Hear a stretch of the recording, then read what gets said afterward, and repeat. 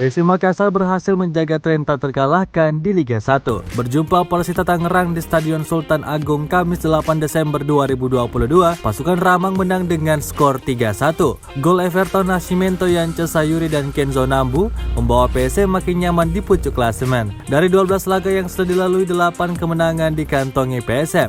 4 laga lainnya diakhiri dengan skor imbang. Lini depan PSM begitu produktif melalui 23 gol, sementara lini belakang berdiri kokoh hanya kebobolan 7 gol. Punggawa PSM Makassar mengaku akan terus berjuang mempertahankan rekor tak terkalahkan. Saat ini PSM sudah mengoleksi 28 poin. Hanya berbeda 1 poin, Bali United menghantui PSM. Namun Bali United memainkan 1 laga lebih banyak dari Juku Eja. Melengkapi 3 besar ada Madura United dengan 26 poin.